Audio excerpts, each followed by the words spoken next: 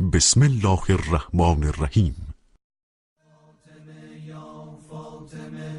یا فاطمه یا زهرا ام ابیهای رسول یا زهرا ای دختر خیر انام یا زهرا آینه نور خدا ای بهترین پیک و پیام یا فاطمه یا زهرا. مؤسسه فرهنگی قرآن و عطرت نور فاطمه زهرا سلام الله علیها تقدیم می کند. آدرس سایت www.nurfatema.org. آدرس ایمیل info@nurfatema.org. تلفن تماس 2098 912 7 599 599. بسم الله الرحمن الرحیم. الحمد لله رب العالمین و صلی اللهم و سلم و بارک علی رسول الله سید الانبیاء و خاتم المرسلین محمد و آله الطیبین الطاهرین. بحث در مذاهب اسلامی و آنچه که درباره این مذاهب باید گفته بشه به ترتیب تقدم و تأخر زمانی که بحث کردیم مذهب حنفی را مورد مباحثه قرار دادیم. به اینجا رسید بحث که آنچه که به عنوان مخاصمه و نزاع بین اهل حدیث و اهل رأی بود در کتاب‌های محدثین شکل خاصی گرفت. گفته شد که مذهب حنفی از اون جایی که به حدیث اعتبار خاصی نداد، تنها به اخبار متواتر و مشهور توجه داشت و حجم و گستردگی احادیث متواتره هم به حدی نبود که بتواند مجموعه قابل توجهی را به خودش اختصاص بده، یعنی 5% از کل احادیث موجود اخبار متواتر و مشهوره بود، باقی اخبار آحاد بود که از نظر فقها و علماء مذهب حنفی این 5% قابل توجه بود و چون اخبار آحاد از نظر این مذهب فاقد اعتبار بود، بنابراین نتوانست یک موثقی داشته باشه که بتواند این احادیث آحاد را در این حجم گسترده 95% را توثیق کنه. بنابراین این مشکل ایجاد شد و نزاع و تخاصم بین اصحاب ابی حنیفه و اصحاب اهل حدیث شکل گرفت. بالاتفاق در کتاب‌های جرح و تعدیل امام مذهب و اصحاب امام مذهب مثل شیبانی و قاضی ابو یوسف مورد حجمه محدثین قرار گرفتند و در کتاب‌های رجالی این افراد رو تضعیف کردند. اون وقت تضعیفی هم نه به شکل تضعیف مرسوم، بلکه با کلماتی توهین آمیز در این کتاب‌ها از اصحاب ابی حنیفه اسم بردند، تا جایی که رسید به اصحاب ابی حنیفه زبان فحش باز کردند که محمد انور شاه از بزرگان حوزه شبه قاره در هند وقتی که بحث میکنه میگه شرم‌آور است برای محدثین که این اندازه اهل جسارت باشند. یعنی اینها دیگه ترحمی نکردند. مثلا در کتاب‌های رجالی اگر شخصی ضعیف باشه، یک راوی اگر ضعیف باشه، حق دارن بگن ضعیفون، کذابون، وزاعون. از این قبیل کلمات باید استفاده بشه، مدلسون.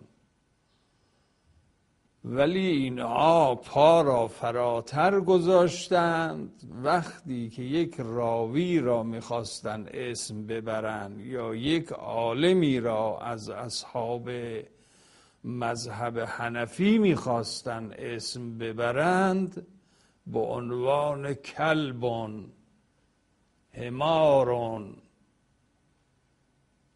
حمارون وحشیون، یعنی با این عبارت ها استفاده می کردن که بزرگان حوزه شبه قاره در هند و پاکستان که دارای مصنفاتی هستند از علم، به اعتبار این کلمات کتابهایی نوشتند.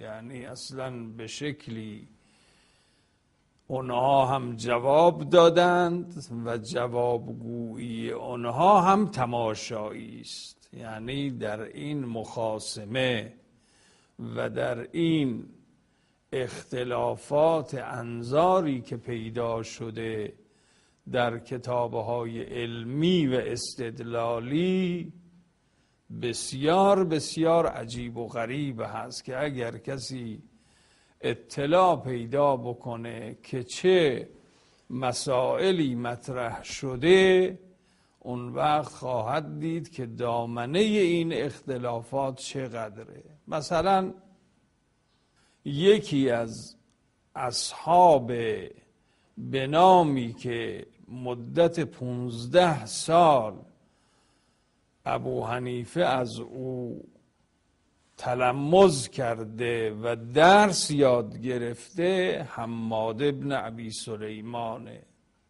حماد ابن ابی سلیمان از اعاظم اهل فقه و حدیث بوده.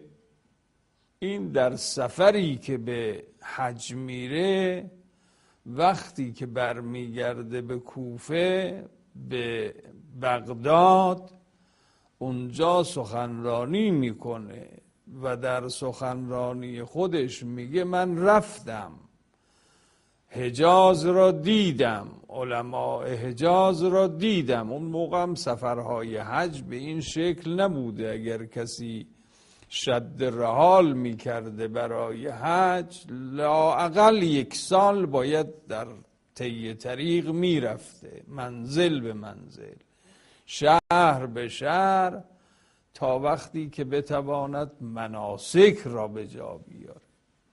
میگه من رفتم بلاد حجاز را گشتم، علماء حجاز را دیدم، بچه های شما، بلکه بچه های شما هم از اونها اعلم ترن. اونها هیچی بلد نیستن. ان صبیانکم، بل صبیان صبیانکم افقه من هؤلاء الحجازیین. یعنی اصلا قیمتی برای علماء حجاز اینها قائل نبودن، به عنوان یک عالم از اینها یاد نمی کردن، همیشه به عنوان افراد بی سواد، افراد تحقیر شده، افرادی که هیچ موقعیت علمی نداشته باشن از اینا یاد می کردن.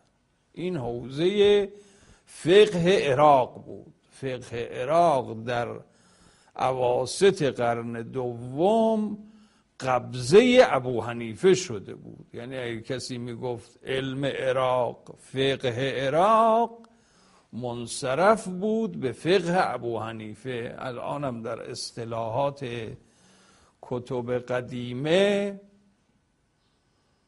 اگر بخوان بگن فقه عراق یعنی فقه ابو حنیفه، چون اون موقع مذهب اهل بیت راده و مانع داشت، نمیگذاشتن منتشر بشه. ائمه اهل بیت در محاصره شدید بودند، بنابراین مذهب ابو حنیفه راده و مانع نداشت از جهت حکومتی و به سرعت هم منتشر شد در بلاد اسلامی، مخصوصا در عهد هارون الرشید و مأمون.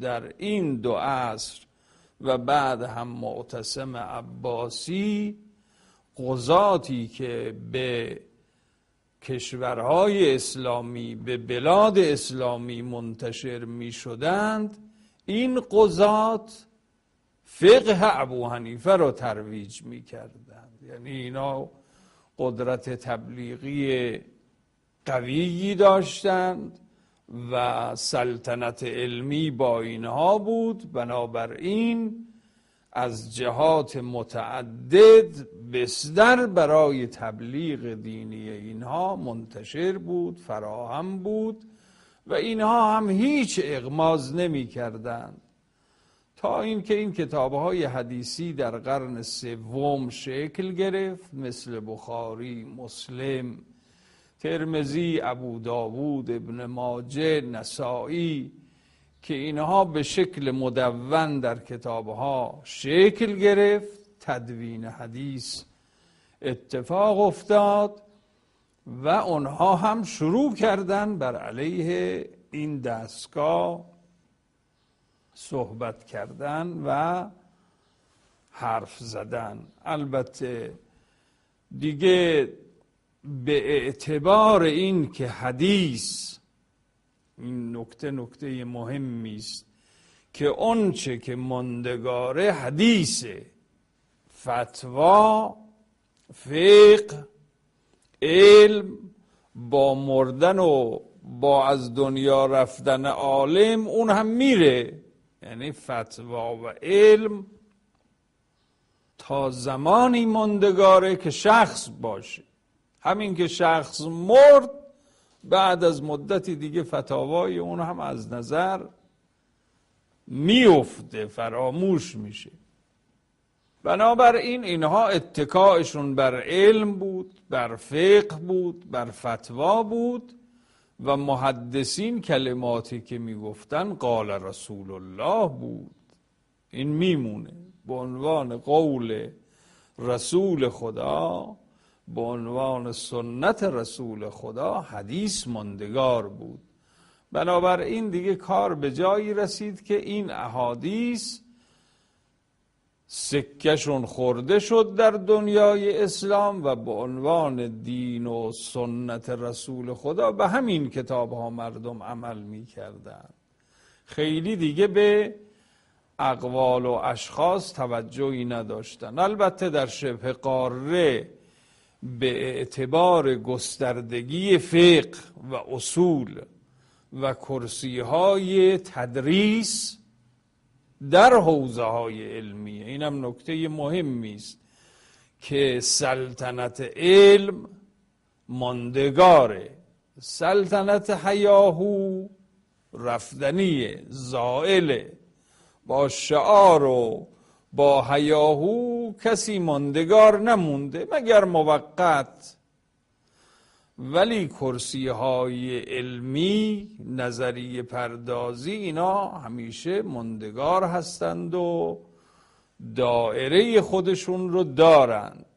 بنابراین در حوزه شبه قاره فقه ابو حنیفه ماندگار شد و موند و به عنوان گسترده ترین فقه مذاهب در دنیای اسلام الان بیشترین مقلدین را داره.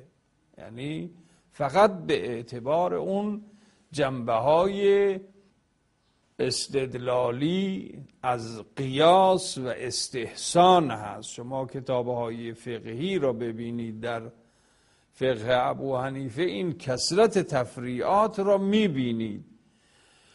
فقط ضعفی که داشت این بود که در ناحیه حدیث مشکل داشت و این هم آمد تبلیغ خودش رو به شکلی رواج داد که لطمه‌ای بهش نخوره.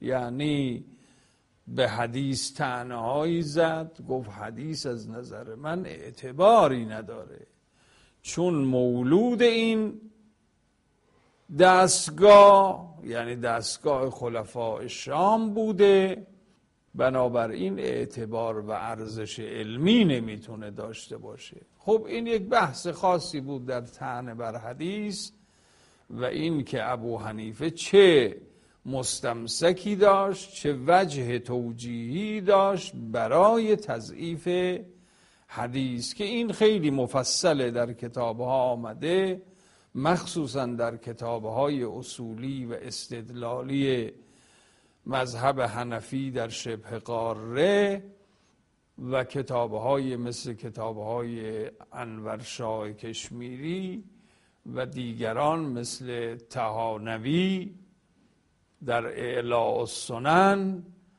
و اخیراً هم در کتابها و در حواشی و مقدماتی که محمد زاهد کوثری نوشت و ابو غده هم آمد در بین معاصرین دستگاهی را انداخت و این کتابها را منتشر کرد و اخیراً هم غوغایی در دنیا به پا کرده بر علیه محدثین.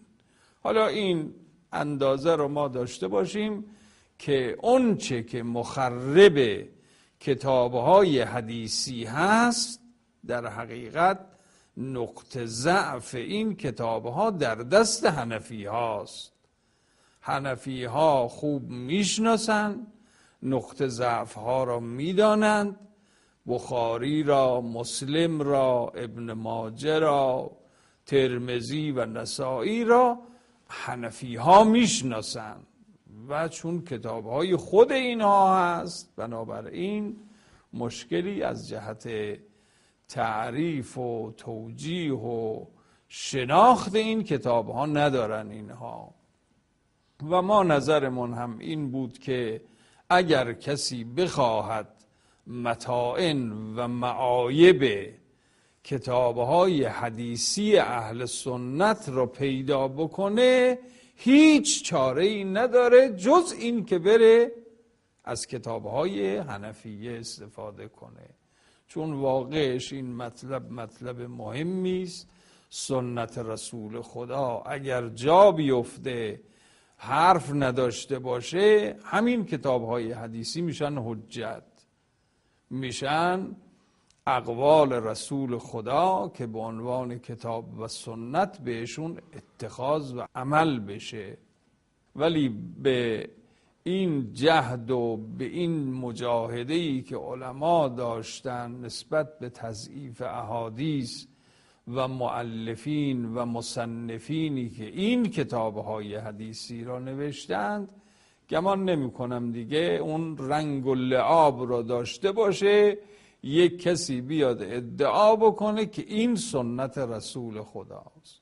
تا قبل از 50 سال ما می دیدیم که اصلا کسی جرأت نمی کرد نسبت به این کتابهای حدیثی کلمه‌ای شطر کلمه‌ای بگه، ولی الان مفتوح شده ابواب و بسیاری از مراکز علمی حتی در حجاز، حتی در جامعه ام القری در مکه و در جامعه اسلامی در مدینه ردودی و نوشته‌هایی ما می‌بینیم در نقد و بررسی کتاب‌های حدیثی و بیشتر اینها منبع اعتبار و مصدر اتخاذشون همین کتاب هاست که مراجعه میکنن و معایب این کتاب ها را پیدا میکنن.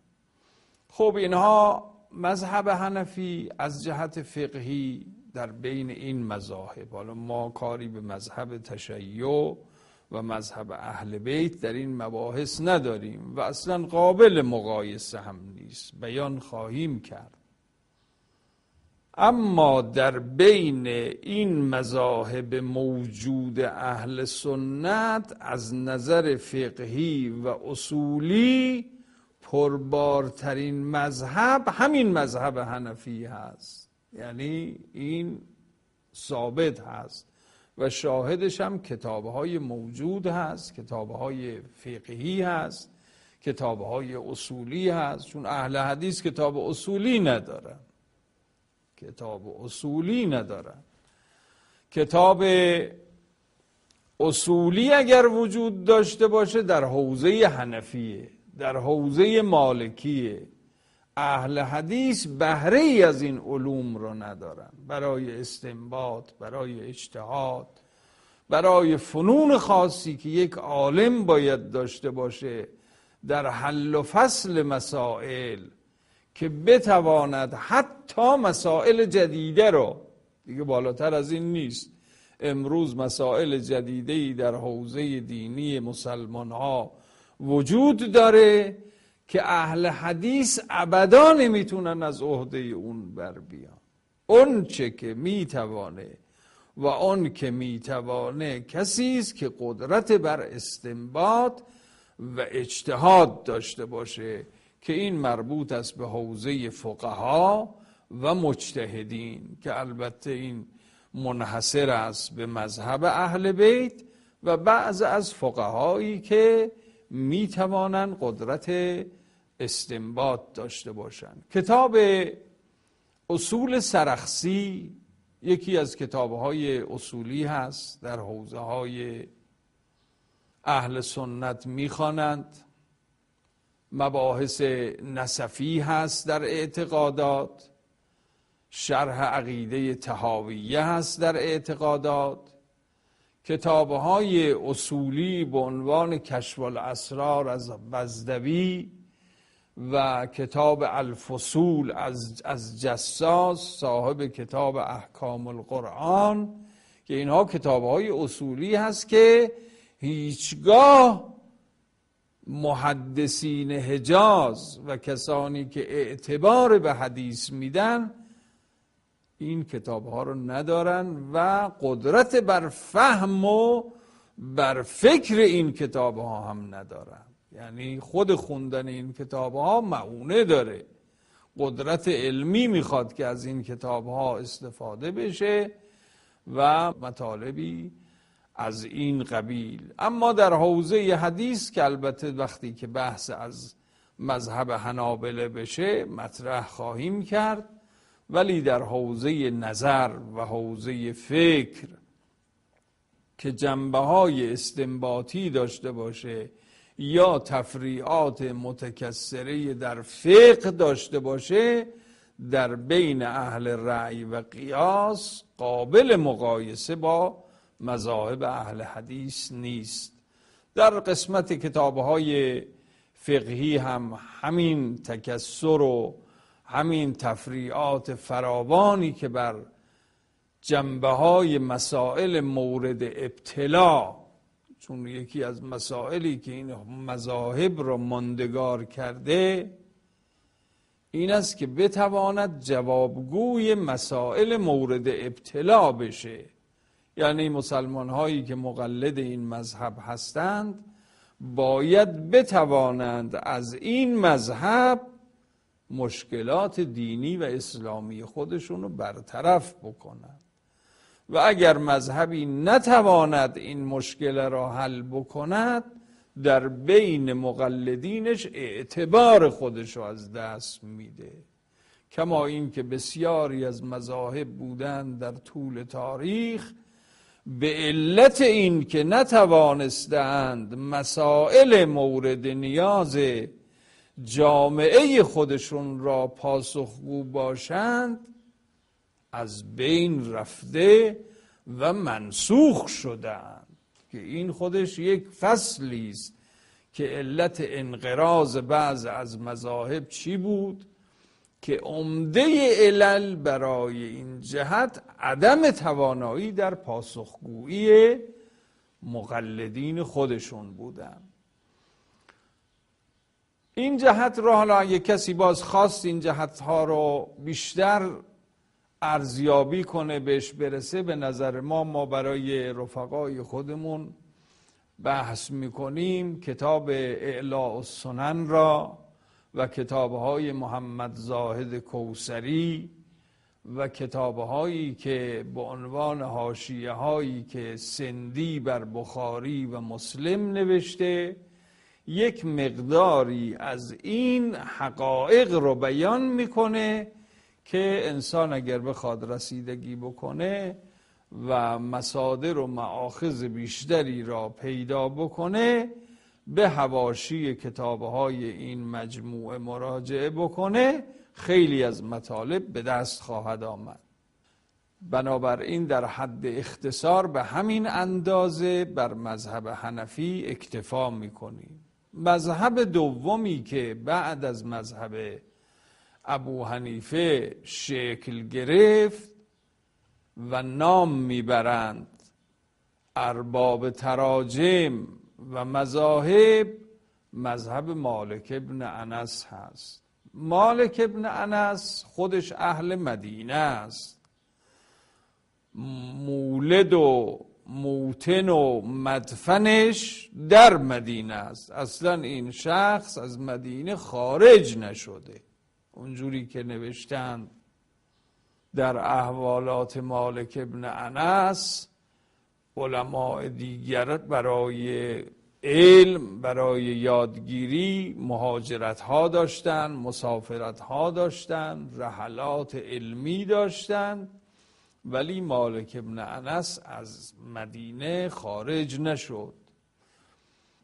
خب مذهب مالک را خود مدنی ها قبول نکردن، یعنی در این حالی که عالم اهل مدینه بوده در عصر خودش، ولی اهل مدینه مالکی نشدن. حالا این سری داره، تمامی اهل آفریقا بر مذهب مالکن، یعنی اینا مالکی مذهب هستن. پس بنابراین دومین مذهب از جهت قدمت و از جهت توسعه جغرافیایی میشه مالک. هم مقلدینش زیادن، هم قلمرو جغرافیاییش زیاده و هم قدمت زمانیش. از نظر زمانی هم در سال 179 یعنی اواخر قرن دوم از دنیا رفته و ائمه اهل بیت را هم درک کرده. در زمان حضرت باقر، حضرت صادق زندگی می کرده و چون در مدینه هم بوده، بالاخره برای او ملاقاتهایی و کلماتی در رابطه با اهل بیت صادر شده.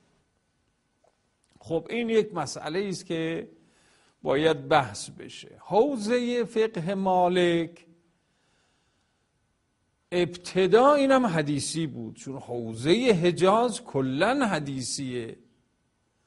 اما این مالک ابن انس کارش به جایی رسید که در اواخر عمرش کلن از حدیث بیزاری جست. حالا این یکی از عجائب هست، از اسرار هست که چرا یک کسی که تمام عمرش توی حدیث بوده، با حدیث گذرانده، اون هم در حجاز، در مدینه این چطور از حدیث روی گردان شده؟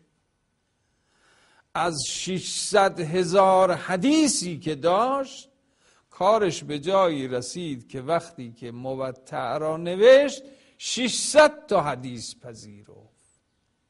یعنی ببینید از 6,000 حدیث، 4,000 حدیث، 200,000 حدیث و اینا خیلی حجم گسترده است، برسد به جایی که 600 تا حدیث رو پذیرش کنه.